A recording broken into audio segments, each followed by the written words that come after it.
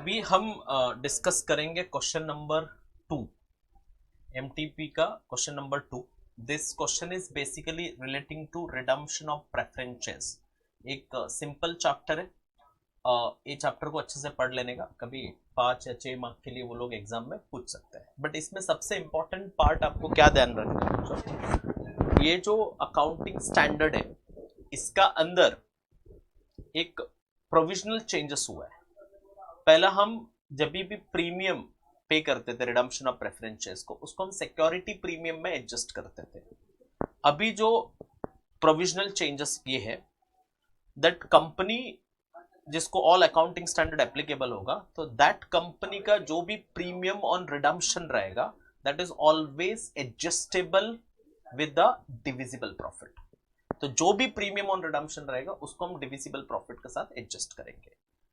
उसका बहुत सारी प्रोविजंस है, वो हम अभी डिटेल में डिस्कशन यहाँ पे नहीं करेंगे। बट वो एक चीज आपको याद रखना, प्रीमियम ऑन रिडम्पशन, क्योंकि मॉड्यूल वही मेथड फॉलो करता है, all accounting standards are applicable to the company करके। तो उसके लिए नॉर्मली हम लोग को भी वही मेथड फॉलो करना है। तो जहां पे जो भी प्रीमियम ऑन रिडम्पशन रहेगा that will not be adjusted with the security premium, it will be adjusted with the divisible profit. ये एक पॉइंट हमेशा याद रखना है। तो पॉइंट नंबर 1, क्या मेजर चेंजेस है बच्चों? रिडम्पशन ऑफ प्रेफरेंसेस का क्वेश्चन आता है तो दिमाग में ये भर के रखना दैट प्रीमियम ऑन रिडम्पशन कुछ भी अगर आपने दिया है उसको हम एडजस्ट किसके साथ करेंगे? We will adjust with divisible profit, not with security premium. दूसरा, जब भी हम जितना प्रेफरेंसेस रिडीम करते हैं उसका 2 सोर्स होता है, एक होता है डिविजिबल प्रॉफिट और एक होता है फ्रेश इश्यू। फ्रेश इश्यू का अंदर क्या आएगा? इश्यू ऑफ इक्विटी या प्रेफरेंसेस आएगा, डिबेंचर्स नहीं आता है। और वैल्यू कौन सा लेंगे? हमेशा फेस वैल्यू, क्योंकि आजकल डिस्काउंट में शेयर्स इश्यू नहीं कर सकते। पहला ऐसा होता था इश्यू प्राइस और face value which ever is lower हुआ करता था, बट अभी वो प्रॉब्लम नहीं है। तो क्योंकि हम शेयर्स बेसिकली एट पार या प्रीमियम में इश्यू करते हैं, विच एवर इज लोअर मतलब एट पार, मतलब फेस वैल्यू आएगा। तो that face value should be considered as a nothing but it is the proceeds of fresh issue. जितना नया इक्विटी या प्रेफरेंसेस इश्यू किया उसका जो भी फेस वैल्यू होगा वो प्रोसीड्स ऑफ फ्रेश इश्यू माना जाएगा। बाकी का जो अमाउंट कम पड़ रहा है वो डिविजिबल प्रॉफिट से हम लोग लेंगे। तो सिंपल है। और सीआरआर क्रिएट करना, जितना फेस वैल्यू को हमने डिविजिबल प्रॉफिट के साथ एडजस्ट किया उसको हम किसके साथ कहां पे ट्रांसफर करेंगे? कैपिटल रिडम्पशन रिजर्व में ट्रांसफर करेंगे। Let's read the question first. ये 2-3 पॉइंट याद रखने का। Point number 1, premium on redemption should be adjusted only with the divisible profit and loss account या any divisible profit। दूसरा, तो जो भी हम प्रेफरेंस शेयर्स को रिडीम कर रहे हैं उतना either proceeds of fresh issue होना चाहिए या डिविजिबल प्रॉफिट होना चाहिए। प्रोसीड्स ऑफ फ्रेश इश्यू मतलब issue of new preference shares या new equity shares, but debenture will not comes under the fresh issue. और प्रोसीड्स में फेस वैल्यू या issue price whichever is lower माना जाता है। बट आजकल कोई टेंशन नहीं है क्योंकि हमेशा फेस वैल्यू ही लोअर है, क्योंकि आजकल हम कोई शेयर्स डिस्काउंट में इश्यू नहीं कर सकता है। इसका मतलब इश्यू का 2 ही टाइप होता है, एट पार और प्रीमियम। विचएवर इज लोअर मतलब फेस वैल्यू ही लोअर होगा। तो उसके लिए हमेशा याद रखो प्रोसीड्स ऑफ फ्रेश इश्यू में any issue of equity shares या प्रेफरेंस शेयर्स लेंगे और वैल्यू कौन सा लेंगे? Face value. That's important. Let's read the question. Capital structure of Preeth limited consisting 20,000 equity shares. कितना इक्विटी शेयर्स है बच्चों? 20,000 इक्विटी शेयर्स है of ₹10 each fully paid and 1,008% redeemable preference shares of ₹100 fully paid up। तो preference shares fully paid होना चाहिए, उसका बाद ही हम उसको रिडम्पशन कर सकते हैं। तो यहाँ पे प्रेफरेंस शेयर्स जो भी दिया है वो फुल्ली पेड है, तो इसको फुल्ली पेड करने की जरूरत नहीं है, सीधा हम स्टार्ट करेंगे redemption. Are you clear about that? Undistributed reserve and surplus today as follows. General reserve है that is DP, profit and loss account दिया वो भी डीपी है, general reserve is also DP, और प्रॉफिट एंड लॉस अकाउंट दिया 20,000 वो भी DP. Investment allowance reserve दिया है 20,000, out of which 15,000 is not ascertained as free reserve, मतलब 5,000 फ्री रिजर्व हो गया। Not ascertained as a free reserve मतलब तो टोटल अपने को इन्वेस्टमेंट अलाउंस रिजर्व दिया है। तो अगर मैं साइड में लिखूं इन्वेस्टमेंट अलाउंस रिजर्व कितना दिया बच्चों? 20,000।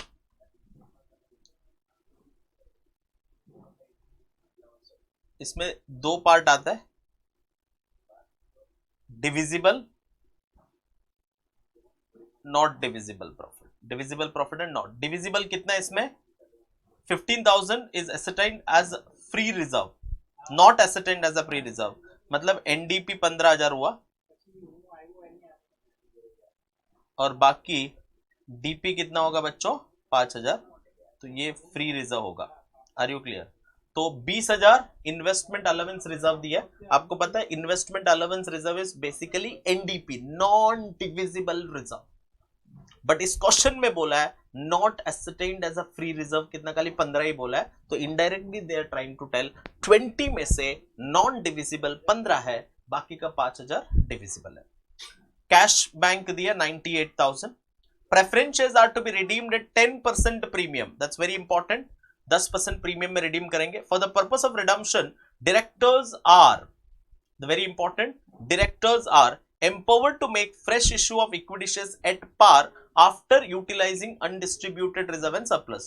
पहला फ्री रिजर्व या डिविजिबल प्रॉफिट जितना वो यूज करो, उसके बाद अगर कम पड़ जाता है तो आप नया शेयर इश्यू कर सकते हैं एट पार में, subjected to condition that the sum of 30,000 shall be retained in general reserve which should not be utilized। मतलब जनरल रिजर्व अपने पास 90 है, उसमें से खाली 30 आप यूज नहीं कर सकते, we can use only 60। वहां पे एक कंडीशन आ गया बच्चों, तो वो याद रखना पड़ेगा आपको जनरल रिजर्व में।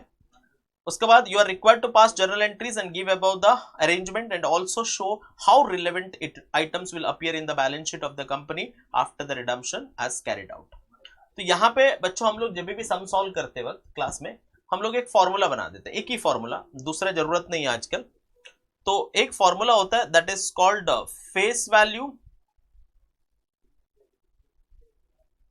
Redeemable preferences equal to proceeds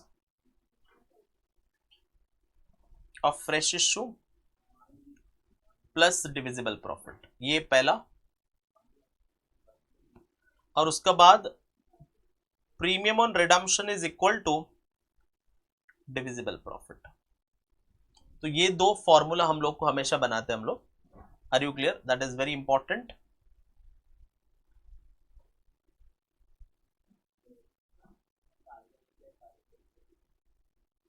दो फॉर्मूला बना देते हैं, एक face value of redeemable preferences equal to proceeds of fresh issue plus divisible profit and premium on redemption is equal to divisible profit. अभी ये दो formula. अब सबसे पहला आप देखो कितना प्रेफरेंस शेयर्स हम रिडीम कर रहे हैं। Basically we have a preferences 1008% preferences of 100 each। Face value क्या होगा 1000 into 100, इट इज 1 लाख। कितना होगा बच्चों 1000 प्रेफरेंसेस ऑफ ₹100 ईच, 1000 into 100 मतलब 1 लाख। तो पहला लिखने का, पहला आपका लेफ्ट हैंड साइड का सॉल्व कर लेने का। Are you clear? Then we will go to the right hand side. Premium कितना होगा 10% बोला है, 1 लाख का 10% मतलब दैट इज 10,000। तो ये पहला लेफ्ट हैंड साइड का हमने क्या कर दिया बच्चों कंप्लीट कर दिया। उसके बाद हमको ये पूरा 10,000 डिविजिबल प्रॉफिट से ही लेंगे।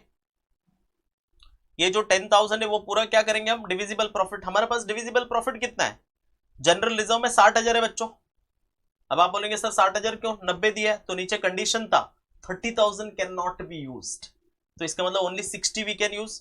तो अपने पास जनरल रिजर्व में 60,000 है, डिविजिबल प्रॉफिट क्या क्या है जनरल रिजर्व 60,000। उसका बाद क्या है देखो प्रॉफिट एंड लॉस अकाउंट में 20,000 है, right, profit and loss account में 20,000 और इन्वेस्टमेंट अलाउंस रिजर्व में 5,000। टोटल कितना हो गया 85,000 रुपीज है, राइट बच्चों। तो इन्वेस्टमेंट अलाउंस रिजर्व 20 है, उसमें से बोला which 15,000 is not ascertained as a free reserve, 15,000 free reserve नहीं है, बाकी का कितना 85,000 इज फ्री रिजर्व। अब इसमें से 10,000 इधर गया तो बचेगा कितना, टोटल 85 में से 10,000 तो प्रीमियम ऑन रिडम्पशन में गया, बचेगा कितना 75,000। तो इसका मतलब ये हो गया, तो 25,000 का प्रोसीड्स ऑफ फ्रेश इश्यू करना पड़ेगा। क्लियर बच्चों? It's very important. Are you clear? ये बहुत इंपॉर्टेंट है। तो आपका 1,85,000 में से 10,000 प्रीमियम ऑन रिडम्पशन में, मैं यहाँ पे लिख देता हूँ कहाँ से यूज करो, ये P&L से यूज कर लो। और बाकी जो बचा है तो 75 में से जनरल रिजर्व 60 और P&L में कितना 10,000 और इन्वेस्टमेंट अलाउंस रिजर्व 5,000। क्लियर बच्चों? तो टोटल आपको समझ में आ रहा है? तो टोटल 1,00,000 रुपए अपना फेस वैल्यू था और प्रीमियम 10,000। पहला प्रीमियम 10,000 पूरा हम लोग कहां से यूज करेंगे, अपना प्रॉफिट एंड लॉस अकाउंट से यूज करेंगे। तो बाकी जो बचा टोटल मेरा डिविजिबल प्रॉफिट था 85,000। 85 में से 10,000 प्रीमियम ऑन रिडम्पशन को एडजस्ट करने में यूज कर लिया मैंने। तो अभी मेरे पास 75,000 बचा है, वो हम फेस वैल्यू के साथ एडजस्ट करेंगे। तो उसमें कहां कहां से एडजस्ट होगा, जनरल रिजर्व में से 60, प्रॉफिट एंड लॉस अकाउंट 10 यहाँ पे यूज हुआ, तो बाकी 10 और बाकी इन्वेस्टमेंट अलाउंस रिजर्व इज 5,000।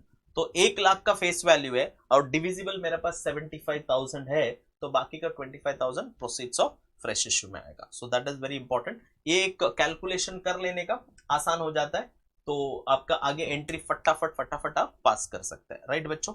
तो ये इंपॉर्टेंट पार्ट है। तो पहला क्या करने का, दो formula, face value of redeemable preferences equal to proceeds of fresh issue plus divisible profit, नीचे premium on redemption is equal to divisible. पहला दोनों का लेफ्ट हैंड साइड सॉल्व कर दिया, 1,00,000 एंड 10,000।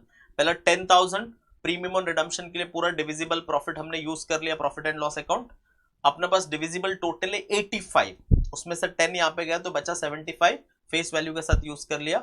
इसका मतलब ये क्लियर है। तो 25,000 रुपीज का हमें क्या करना पड़ेगा, we have to make a fresh issue. Are you clear? This is very important. अब एंट्री पास करेंगे बच्चों। सबसे पहला एंट्री क्या आता है, अपने को फ्रेश इश्यू का एंट्री आएगा। जब फ्रेश इश्यू का एंट्री हम पास करेंगे तो entry is going to be bank account debit. Narration में नहीं लिखूंगा, पहला एंट्री क्या आता है फ्रेश इश्यू का, bank account debit to equity share capital account. नया शेयर इश्यू किया, equity share capital account, that is going to be 25,000। पहला एंट्री आता है फ्रेश इश्यू का, बैंक अकाउंट डेबिट करेंगे और equity share capital account credit करेंगे। वो सबसे पहला एंट्री। नरेशन लिखेंगे तो being the 2,500 equity shares of 10 each is issued for the purpose of redemption of preferences। Narration simply लिख देने का, तो 10 रुपए का इक्विटी शेयर्स होता है और ऊपर देखो इक्विटी शेयर्स कितने का, 10 का है। तो यहाँ पे आप देख सकते हैं 10 का है, तो 25,000 मतलब आप क्या लिखेंगे, 2,500 equity shares of 10 each is issued at par for the purpose of redemption of preferences। उसके बाद सेकंड एंट्री जो आता है बच्चों, वो सेल ऑफ इन्वेस्टमेंट आता है। अगर कोई इन्वेस्टमेंट है तो हमारे पास ऑलरेडी इन्वेस्टमेंट करके रखा है for the purpose of redemption, तो वो इन्वेस्टमेंट को हम सेल करेंगे। बट इस क्वेश्चन में ऐसा कुछ दिया नहीं है, तो सेल ऑफ इन्वेस्टमेंट का एंट्री नहीं आएगा। थर्ड आता है सीधा, इसमें सेकंड, नॉर्मल में थर्ड, रिडम्पशन का एंट्री पास करेंगे। तो रिडम्पशन में क्या आएगा, हम प्रेफरेंस शेयर्स को रिडीम कर रहे हैं, तो preference share capital account debit, यहाँ पे लिखेंगे 8% redeemable preference share capital account debit, premium on redemption account debit. ये दोनों पैसा किसको देने का, to preference share holders account. Preference share capital कितना 1,00,000, प्रीमियम फॉर्मूला में लिखा था 10,000, टोटल 1,10,000 किसको देने का, प्रेफरेंस शेयर होल्डर्स को दे देने का। Are you clear? तो preference share capital account debit, premium on redemption account debit to preference share holders account. अब ये अमाउंट यहां से मिलेगा बच्चों, प्रेफरेंस शेयर कितना देखो यहां पे देख सकते हैं आप, 1,00,000 का और प्रीमियम कितना 10,000, यही अमाउंट यहां पे आपने लिख दिया। और टोटल अमाउंट कितना पे करेंगे 1,10,000। दैट्स डन, सेकेंड एंट्री हो गया। तो नॉर्मल में third entry fresh issue, sale of investment, third redemption. Fourth entry जो आता है that is called adjustment of premium on redemption. तो यहां पे थर्ड एंट्री और नॉर्मल सीरीज में fourth entry that adjustment of premium on redemption. हमारा premium on redemption 10,000 हम किसका साथ एडजस्ट किया, यहां पे लिखा देखो, तो ये हमने एडजस्ट किया प्रॉफिट एंड लॉस का साथ। तो एंट्री क्या होगा, profit and loss account debit to premium on redemption account. कितना 10,000, 10,000 का पूरा हमने एडजस्ट कर दिया profit and loss account. Profit and loss account debit to premium on redemption. तो आप यहाँ पे फॉर्मूला 2 में देख सकते हैं दैट प्रीमियम ऑन रिडम्पशन में जो 10,000 था तो वो हम किसका साथ एडजस्ट किया बच्चों, हमने प्रॉफिट एंड लॉस अकाउंट के साथ एडजस्ट कर लिया। तो उसके लिए एंट्री क्या आएगा, profit and loss account debit, क्योंकि प्रीमियम मतलब क्या एक्स्ट्रा अमाउंट हम पे कर रहे हैं, वो हमारे लिए क्या है लॉस है। तो उस लॉस को हम प्रॉफिट एंड लॉस अकाउंट में एडजस्ट करेंगे तो profit and loss account debit होगा और premium on redemption account credit हो जाएगा। उसका बाद फोर्थ एंट्री, नॉर्मल में फिफ्थ, यहां पे फोर्थ, पे ऑफ करेंगे, प्रेफरेंस शेयर होल्डर को पेमेंट करना पड़ेगा। तो जब प्रेफरेंस शेयर होल्डर को पेमेंट करेंगे तो एंट्री क्या आएगा, preference share holder account debit to bank. तो एंट्री आएगा preference share holders account debit to bank account. कितना 1,10,000। समझा बच्चों, preference share holders account debit to bank account. Bank account में क्या करेंगे हम लोग, उसको क्रेडिट कर देंगे। So that is the next entry. तो ये अमाउंट भी पे हो गया। उसके बाद क्रिएशन ऑफ सीआरआर। तो last entry creation of CRR. CRR का एंट्री पास करने से पहला हम लोग को क्या करना है, यहां पे जाने का, जितना डिविजिबल प्रॉफिट यूज किया है for the purpose of redemption, कितना यूज किया डिविजिबल प्रॉफिट, 75,000 रुपीज का डिविजिबल प्रॉफिट हमने यूज किया है, तो उतना डिविजिबल प्रॉफिट हमको सीआरआर में ट्रांसफर करना है। उसका पीछे एक कंसेप्ट है, नॉर्मली हम डिविजिबल प्रॉफिट को सीआरआर में इसके लिए ट्रांसफर करते हैं टू प्रोटेक्ट द आउटसाइडर। ये पूरा लॉजिक है, वो अभी हम यहाँ पे रिविजन में एक्सप्लेन नहीं करूंगा। Are you clear? नॉर्मली हम क्लास में मैं एक्सप्लेन करता हूं how that particular CRR is created, उसकी लॉजिक क्या है, क्यों क्रिएट करना है, नहीं क्रिएट किया तो क्या होता है, क्योंकि ये मेन ऑब्जेक्टिव अब इतना समझो अभी टाइम बीइंग के लिए, सीआरआर इसके लिए क्रिएट किया जाता है टू प्रोटेक्ट द आउटसाइडर। जो लेंडर होता है, जो क्रेडिटर होता है, उनको प्रोटेक्ट करने का पर्पस पे ये सीआरआर क्रिएट किया जाता है। Are you clear? तो उसके लिए जितना रिजर्व आपने यूज किया for the purpose of redemption, तो उतना अमाउंट आपको कहां पे ट्रांसफर करना है, सीआरआर में ट्रांसफर करना है, कैपिटल रिडम्पशन रिजर्व में ट्रांसफर करना है। तो कहां क्या आएगा, तो पहला general reserve account debit 60,000, profit and loss account debit कितना 10,000, investment allowance reserve account debit